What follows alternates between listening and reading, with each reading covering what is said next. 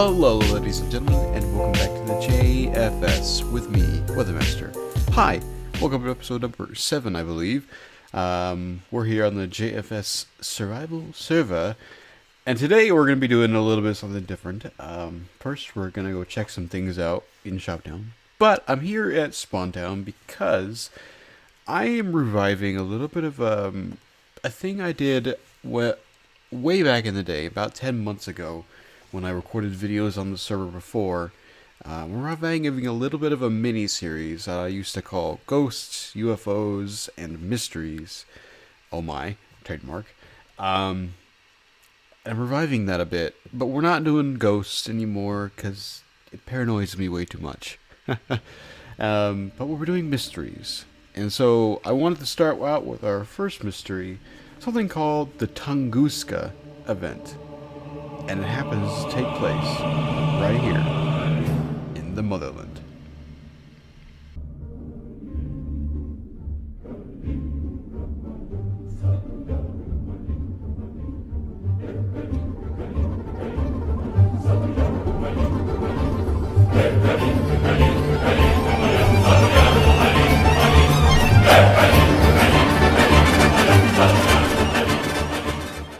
So we're here in Shoptown.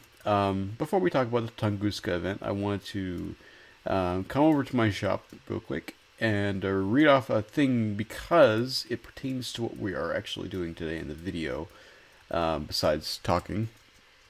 If I can climb this stupid tower. And then we'll run over to other side of Shoptown because there is something new over there. So this shop has been booming recently. I've already done one order from Shaston. Which I won't reveal what it is yet. I'll let him do that in his video. And then I have 2 orders out right now. One for Panda. He wants me to skin over his iron farm, which we'll be working on hopefully sometime this week or next week. I'm hoping to sit down and have some time to do that. But today, I sat down and did the other project, which comes from my buddy Killer. Hey, Weather Killer here. Build my face in the hub. It is in the middle of the yellow side and has a sign with my name. Please make my face 3D. For reference, my character is Zero from Borderlands 2. Google it. Okay, so Killer wants me to build his face in another, and I sat some down, did some Creative World testing with it. I'm honestly not uber happy with it, but it looks 3D and it looks like Killer. And that's what I want to accomplish. We might add a little bit of detail to it from Borderlands, because I looked up some things from Borderlands 2. I've never played Borderlands, so I don't really know anything about it. But apparently that's what Killer's face is from. So we'll be doing that today. But anyway, I wanted to show off a few things. First off, we have some beacons here in Shoptown now. We've got 3 beacons. One donated by Monsieur Shaston. Over here, and then over on the other side of Shoptown, we have actually 3, but one's over here with an Elytra shot by Gerardin, which I did buy an Elytra from, except it's pretty much dead, so I need to go get it fixed up and stuff. But I'm not worried about it. So I need to put in braking on it because they go fast. They go really fast. But anyway, the other beacon over here in this other pond was actually donated by me. I've done quite a few more wither battles off camera, and I just decided to put a beacon here in Shoptown because I'm excited. I'm excited to do more in Shoptown, and just FYI, I am now part of the Shoptown Commission over here. Me, Nixer, and Shaston doing Shoptown stuff. So the only other thing I have to show up here in Shoptown is back here in this corner. We have a new district called the Plitch District, and there's only one shop back here so far, and it is still under construction, but it is the concrete shop, and it is a work in progress. I am the one building this for reference, so this is all my shop. I decided to do the concrete shop. I didn't know if I wanted to. But I decided in the end, let's just do it. And so I went to Creative World, and I know it's a lot of brick. I'm sorry. It's a lot of brick. I apologize if anybody doesn't like the amount of brick on this thing. But it's what I ended up going with. I don't like brick myself very much. but I felt like, hey, mark of a good builder is if you can use a disgusting looking block to make a good looking build. So I feel like I've accomplished that. If anybody thinks it needs to be changed, let me know, because I'll change it any way you need me to change it, because I don't want this district to look weird. But we've sorted it out, and I think it looks pretty good so far. I need to change that window. I need to move it down one block.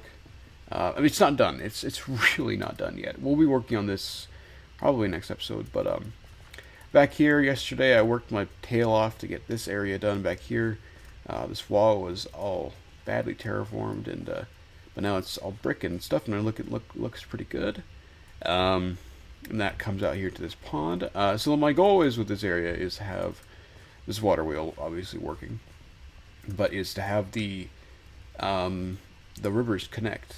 So I've started to do. I like this area right here. This is probably one of my favorite areas about this shop. Is this area right here. Made this very natural, very nice. I like the fences that quarantine off that part of the shop. But then we're not going to go down there. But if we go all the way down this thing, which I've dug out, there is a small river at the other side of the Plitch region, or district, that connects up to this area. So basically what I'm trying to do is just connect that pond to that river. We'll work on that very slowly. But no, that's just what I want to do, was have this water wheel and put a little bit of immersion into the shop, because it's concrete, so it needs water somehow. And then we have a little sitting area out here with the tree. And then this needs a lot of work right here and up into here. This goes up into the shop. Obviously, the shop is not built yet. So for now, that's what I have. I'm glad that we started doing this. It's a lot of work. Trust me, it's a lot of work. And I still got quite a bit more to go. So hold in there. It'll be open hopefully within the next week. I apologize, it's not been done yet. I know it's been sitting here unfinished for like a week now. But we'll be done soon, so thanks for your patience. But anyway, that's all I have to show off here in Shoptown. Let me run over to the hub. We will start to build Killer's face. So first off, I have to give mad props to Salfa for building his face like such a 3D-ish. I love it. I love that how great this is. So I'm mad props to him for doing this. And by the way, Mary has been working his tail end off getting things done. I don't know if I've shown this off before, but I think I have. But it's just tail end getting done, and everybody's building their faces, and Shostin actually has his tunnel all built at this point, which is cool, which means I need to start working on mine soon enough. But he has his entire tunnel built all the way to his Titan Gall base. So yeah, I need to get going on mine, it sounds like, at this point. But anyway, Killer's face is over here, on this side of, well, I guess with Alpha. Oh wait, no, this is Sir Maxis. Never mind. It's cut. So Killer base is right here. Killer would like to claim this tunnel, so we'll be building his face right here. Let's see what we can do, because this is gonna be interesting. Interesting none the least. So we're gonna get rid of all this cobble here. But anyway, whilst we do this, let's talk about mysteries. So the Tunguska event. Love this thing, because you guys are going to enjoy it. It's very interesting, very odd, and the theories behind it, some of them I don't make any sense. So the Tunguska event, right? This is a very large explosion. For reference, this is a very large explosion that happened on June 30th, 1908. Very long time ago, in the well, it was close by to the Tunguska River. There's a specific region that I'm not going to try and pronounce because it's insanely long and Russian, so it crazy and stuff. I wish I had the wiki ups. It is the Podkamenya is what I'm going to try. Podkamenya, Tunguska River in Yayansky government. Gamorat. Nationalist Broadcasting Soviets. Oh, I love pronouncing Russian words. So that's the Tungut. So that's where it is. But anyway, like I said, it's a massive explosion. This is one of the largest explosions that has ever happened on the face of the Earth. For reference, it was a fourth of the size of the Tsar bomb, which currently holds the record for the largest hydrogen bomb ever set off on the face of the planet.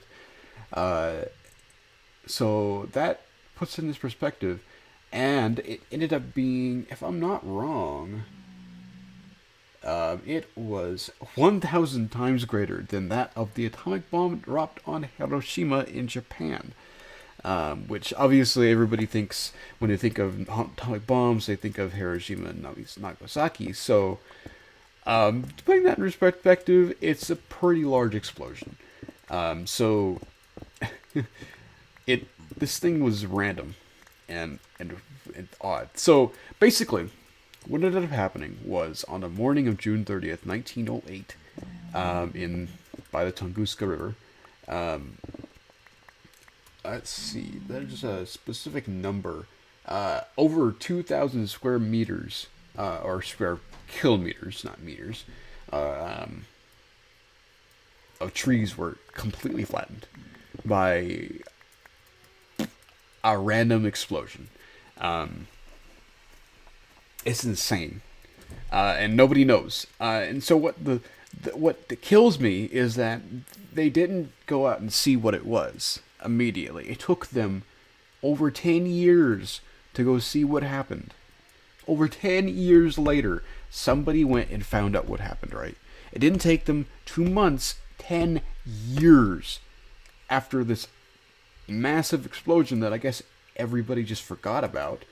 It's like some sort of Doctor Who episode where the aliens invade and everybody just forgets that they even invaded in the first place. Gosh dang it. It's insane. It's insane. I love that this thing happened.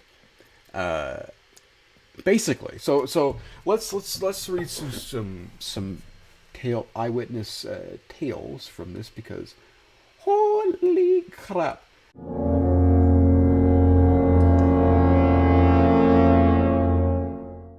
Holy crap, it was big, and this will put into more description into it. But anyway, I'm going to read two of them because two of them probably bring out the best. I'm trying to build and talk at the same time. And I also have Killer's face open in another tab, so I can see what goes on with it. We've got a black, gray, and then white. Is that not wrong?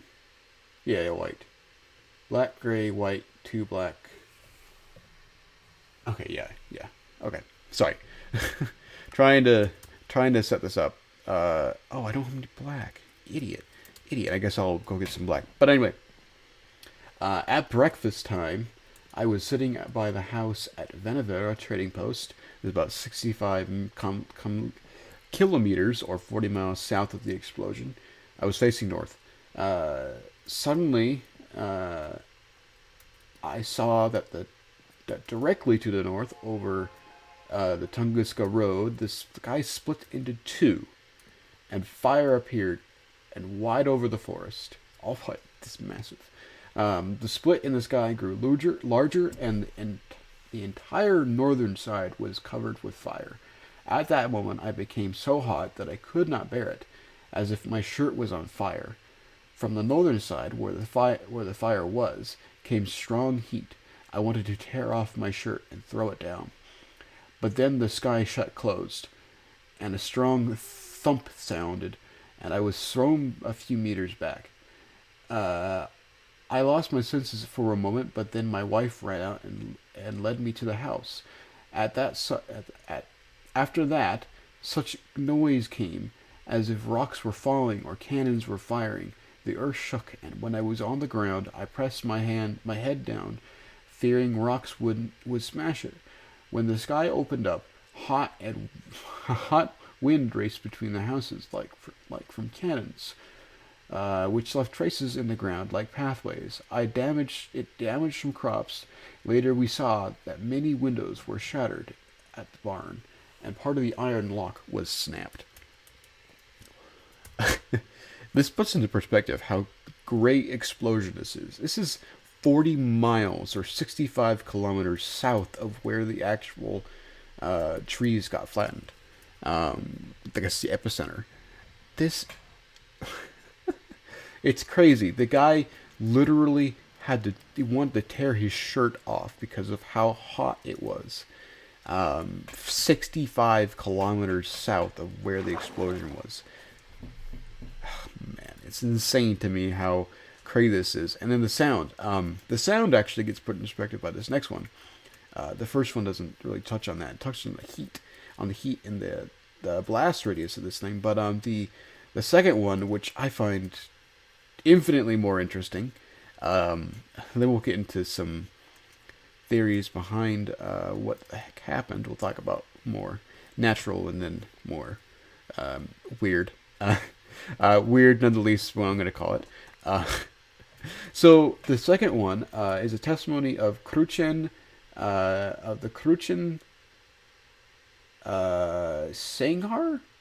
Senghir tribe, as recorded by I am Sufaraf in 1926. So this is a little bit longer. Like I say, this puts into perspective on exactly what the sound, what it was sounded like. So we had a hut by the river. Me and my brother were sleeping. Suddenly, we both woke up at the same time. Somebody shoved us. We heard whistling and felt strong wind. My brother said, "Can you hear all those birds flying overhead?" We were both in the hut. We couldn't see what was going on outside. Suddenly, I got shoved again. This time, so hard I fell into the fire. I got scared.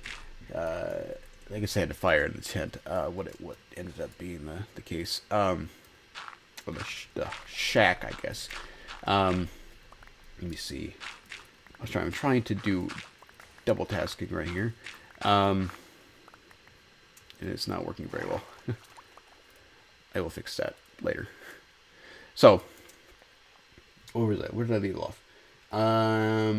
My brother got scared too. We started crying out for father or mother, brother, but no one answered. There was noise beyond the hut. We could hear trees falling down. My brother and I got out of our sleeping bags and wanted to run out, but then the thunder struck. This was the first thunder. The earth began to move and rock. The wind hit our hut and knocked it over. My body was pushed down by sticks. But my head was in the clear. When I saw wonder trees were falling, the branches were on fire. It became mighty bright. How could I say this? As if there was a second sun. My eyes were hurting. I even closed them. It was like what the Russians call lighting. And immediately there was a loud thunderclap. This was the second thunder. The morning was sunny, but there were clouds. Our sun was shining brightly as usual, and suddenly came a second one. My brother and I had some difficulty getting out from under the remains of the hut. Then we saw that above, but was in a different place. There was another flash, and then a loud thunder came.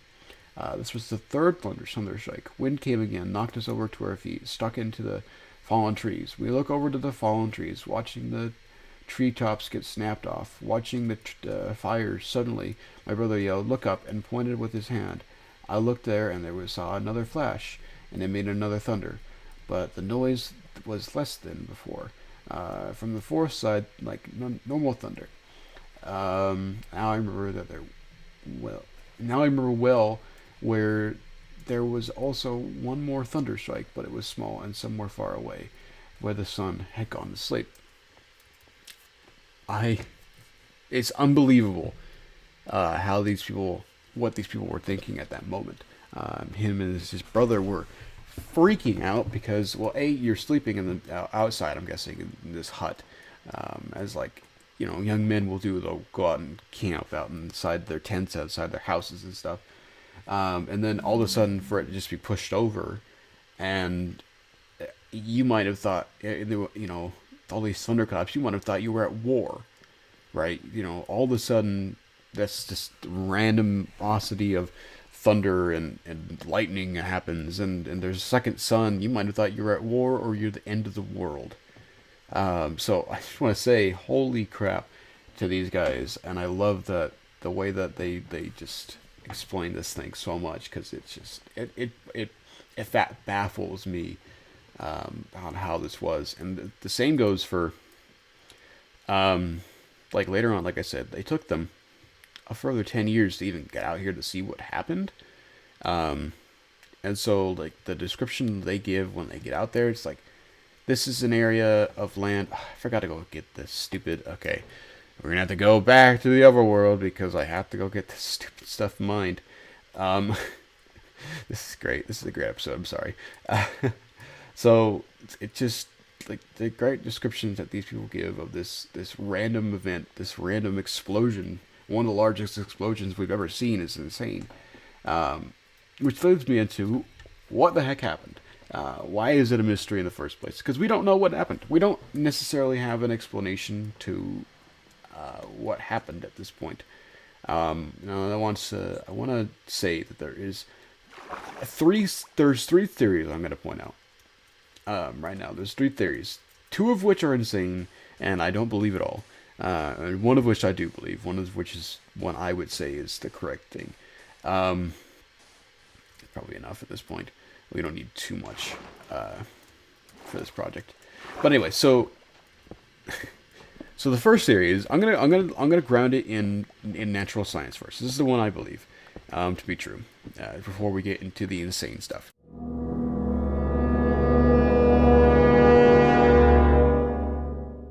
So the first theory has to deal with natural sciences. Now, if you're familiar with how meteorites work, there's some bantams. Crap, that's fine. We're going to another anyway, so it doesn't matter. But if you're familiar with how meteorites work and how asteroids work, we get pelted by them every year, every day. In fact, small ones, big ones, whatever. They all get burnt up mostly in the atmosphere. Now, the theory is that on this morning of June 30th, 1908, a larger asteroid collided, collided with our atmosphere, essentially, and had enough strength to keep intact throughout the entire atmosphere up until about the troposphere, which is the layer that we happen to live in. I would say that. I mean, you can also say that we live in the biosphere, but most people don't agree with that. So, but no, so the asteroid hit the troposphere with such force that it literally exploded. This is similar to how it's called an airburst. This is similar to how nuclear bombs work. This is why it seems so nuclear bombs. It seems like such a nuclear bomb, but yet it wasn't, because there was no radiation and no sign of radioactive decay or anything. So insanely, it acted like a nuclear bomb, but I would believe it would have been an asteroid that got airbursted about at the beginning of, or the end of, the troposphere. So literally, it would have hit the troposphere with such force that it would have exploded and acted like a nuclear bomb right above the air, right above the region that it was located above. This is why people are likening it. This is the most wide accepted theory to what happened here. We still don't actually know what the heck happened, but the most well used theory is that one. That's why it is likened that if the Earth would have rotated a little bit to, a different degree, than Moscow or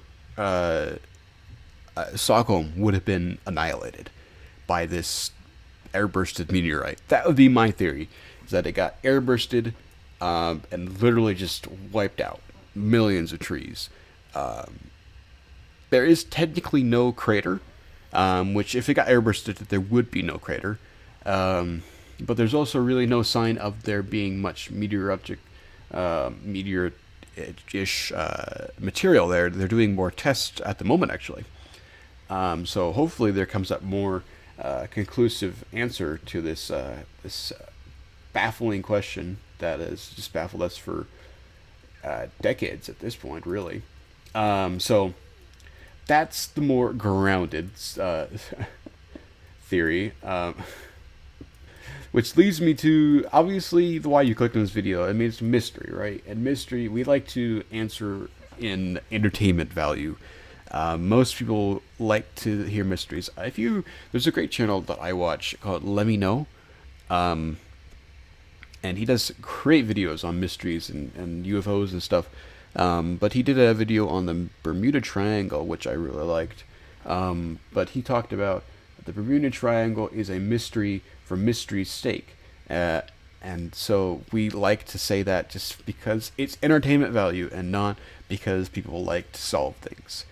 There's a distinctive group of people who like to solve it, and there's a distinctive group of people who just like to hear about it because it's entertainment. I'm a part of the ones that like to solve it, but entertainment value, a lot of people love that. So this is the otter theories. So some of the otter theories include, first off, a time-traveling nuke. Yes, this is a serious point. People have contested that this could have been a time-traveling nuke. As odd as that sounds, there really is no science. There's no evidence of this happening at all. Like I said, that there was no radioactive isotopes found or anything. It wasn't poisonous. It wasn't anything that had to do with the nuke. But one of the bigger theories is that because the U.S. loses a lot of bombs. If you're not aware, the U.S. loses a lot of nuclear weapons. In fact, there was one that was lost in like South Carolina for like years, and there was worries that it could have went off. So they lose a lot of nuclear bombs, and so does the Russians. So the theory is that a country lost a nuclear bomb into a time vortex, who went back to the 1908 and exploded on the Tunguska River. You tell me how that makes any sense. It doesn't to me. It doesn't make any sense to me at all.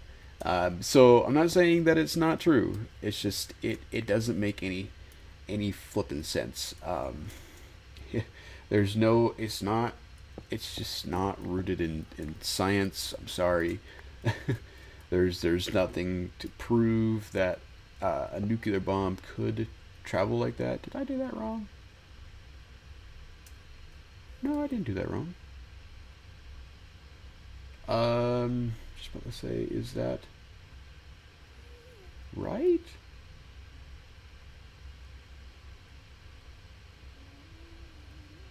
Well, I know that's like that, and then that just must be that instead.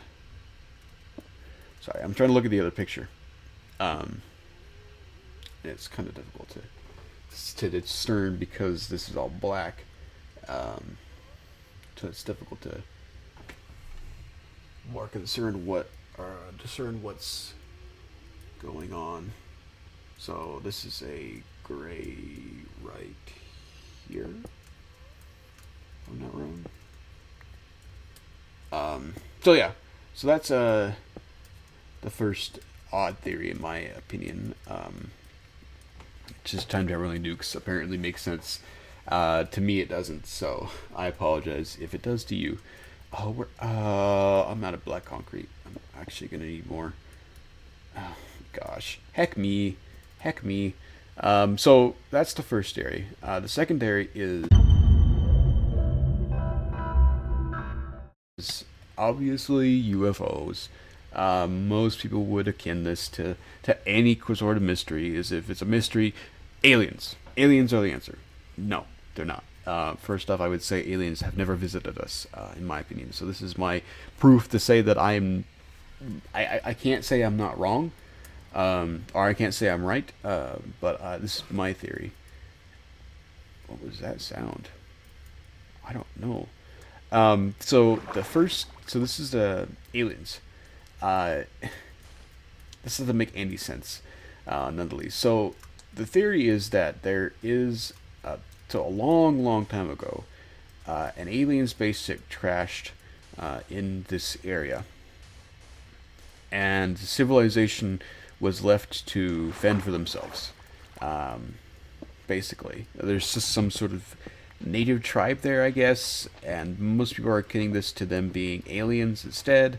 But they said that they've been in the wait of a rescue ship to come and rescue them from this barren wasteland called Earth. Um, which doesn't make any sense to me, but cool, whatever. So basically, what ended up happening was that the spaceship was able to come to Earth, and they were able to. Well, I say they were able to come to Earth, but I guess something went wrong, and ended up crashing on the Tunguska River, or by the Tunguska River, in a very large explosion. Um, which also leaves the native people or the alien people sad that there was an explosion and everybody died.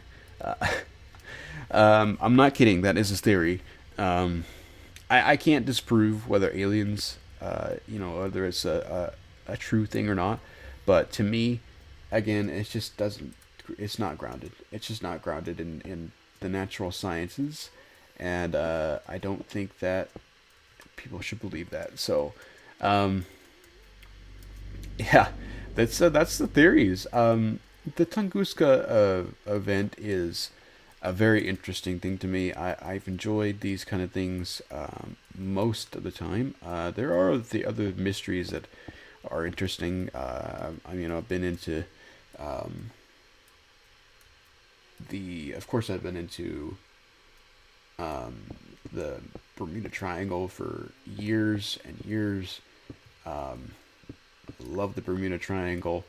It's quite a fun little theory, quite a fun little mystery to think over. But so that's the Tunguska event. It's pretty big. Uh, so, like I say, I'm working on this real quick. Sorry. Um, I like it, and I'm happy to do more. If you guys are interested in the series, then continue to let me know. I'm gonna try to make it a little bit more serious, because I feel like I was not being very serious with this one, in my opinion. But that's just what I think is true. I don't think that the alien theory makes much sense, but sure, whatever. If you believe in that, then that makes sense too. That's great. Um, I believe the airbursted meteorite theory more than anything at this point. Um, but yeah, so if you're interested in hearing more, let me know. I'm going to definitely try to make these a little bit more professional than what they are, because they're not very professional right now. But I decided to go over as much as I can with that.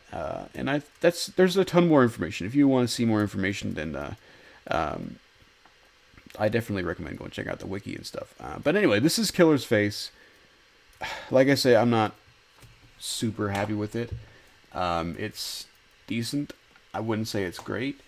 Um, but it's there. It's 3D. Killer, if you have any problems with it, I doubt you're watching this video, but if you have any problems with it, please let me know. I can change it as fast as possible. I was going to add a little bit of a zero to your face, but I don't think I'm going to do that because it's not part of your skin. Let me know if you want me to change it. I don't like that top half. I might get rid of it real quick. I don't know. I just didn't like the top part there. So anyway, that's Killer's Face. I apologize. It's not great, but anyway, I think I'm going to end the episode off because we're getting a little bit late at this point, and I need to go get this edited real quick. So let me know if you think I need to change this face, and let me know about mysteries and stuff. What happened in the Tunguska event to you guys? Did you guys enjoy it? And what do you think happened? So anyway, thank you guys for watching, and we'll see you guys next time. Bye.